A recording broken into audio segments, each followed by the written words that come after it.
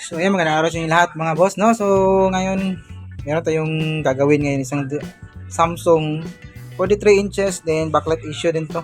Bali matagal na to, tapos nag-order pa tayo ng backlight kasi hindi pwede palitan ng factory cut. So yung backlight niya is edge type, so dito siya. Ito sa may gilid lang. So ito yung nabili natin or na-order natin, dumating na, kaya kakabit natin ngayon. So tingnan nyo naman, no? Dalasan nangyayari pag Samsung talaga, oh. So mag-grind na naman tayo dito. Ayan, oh. So dito sa side, sa may right side natin, medyo napuruhan siya ng konti. Pero yung sa may left, wala pang tama. So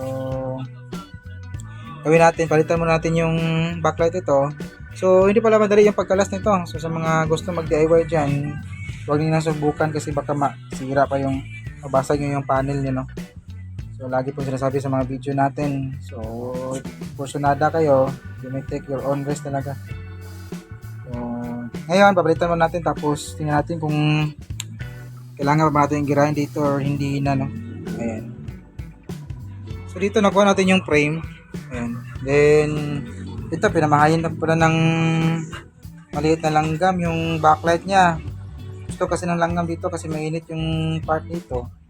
So isa rin dahilan kung bakit nasunog yung valve dito, no? Kasi pinamumugaran siya ng langgam. Yung mga maliliit na langgam. So dito din sa may kabila, meron na mahay din.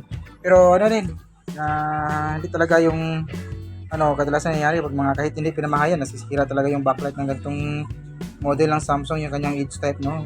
Problema. Sobrang init yung kanyang valve. So nasusunog yung kanyang backlight. Pero isang dahilan din yan, yung kanyang yung mga maliit na langgam dyan.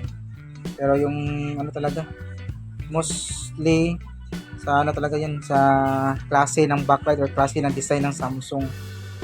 So yun, palitan mo natin. Tapos pagkatapos ito, para hindi na mabalikan ng langgam, meron tayong ilalagay na chalk para iiwas yung mga langgam sa pagpasok. So ayan, continue tayo, no, mga katek.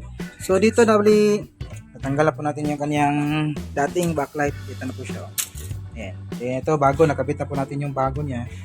Yan yung bago. Pero bago natin ikabit yan, sa mga kapwa natin technician dyan, linisan mo muna yung kanyang dating adhesive, kasi nakadikit kasi yan kapag hindi na isama dun sa tinanggal nating backlight strip sa old backlight niya. So kapag hindi natanggal, doon pa rin yung kanyang dating adhesive. Kailangan nating linisan yon gamit yung thinner. So thinner yung laman ng ating alcohol. Thinner, tapos toothbrush. Lagay nyo rito, linisan nyo. Matatanggal kasi yung kanyang old adhesive, yung dating adhesive niya, kapag ginamitan mo ng thinner dito, kasi para matanggal din yung mga mansa dun sa kanyang mga namatay na mga maliliit na langgam. So gamit natin is toothbrush at saka thinner bago natin ikabit yung backlight para maganda yung kapit ng kanyang bagong adhesive sa ating bagong backlight. Ayan. So nakabit na po natin yan. I-test na natin. So nakatanggal po yung power supply na yung dito naka-connect. Tinanggal po natin yung papuntang mainboard para makaroon ng short dyan. So test natin. Saksak ko lang. Yun, no? Yun. Bago na yung backlight natin in. So far, okay naman yung order natin, no? Ayan, goods, ilaw lahat. Ayan. So ito, bago natin to balik yung kanyang mga diffuser saka yung kanyang fiber. So linisan mo natin yan. Siguro kakat na natin ng konti, tapos yung kanyang i-grind natin yung fiber niya, yung mga parang nag-deform kasi sa sobrang init, no? So yun, then balik tayo kapag nagawa na natin yan. So yun mga katek, tapos na po yung ginawa natin. So nag-grind pa tayo sa kanyang hindi ko na napakita kasi binilisan natin kasi meron pa tayong gagawin na isang backlight repair din. So ngayon, ito na po yung kanyang resulta. Balik na po natin yan lahat, maliban na lang sa mga frame dito sa kanyang speaker. So dun sa may panel niya, yung fiber, yung diffuser sa kapel, nandun na. Nilinis na natin bago natin binalik, no? So ito yung kanyang naging resulta. Kita nyo naman kanina yung sunog, di ba? Ang kanyang fiber. So meron na siyang, nakikita natin yung startup na logo ng kanyang Smart.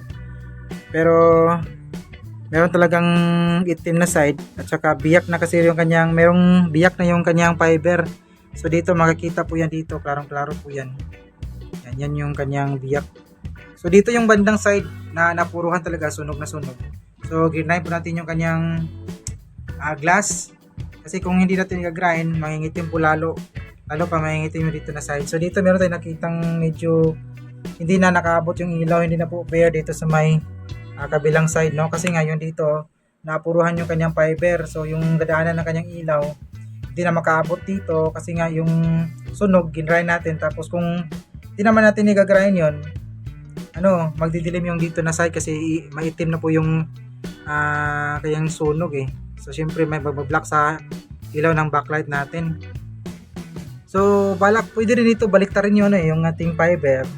So trinalay ko lang muna kasi kung babaliktarin natin, hindi naman siya ma-resolve pero lilipat lang yung yung parang dilim na side.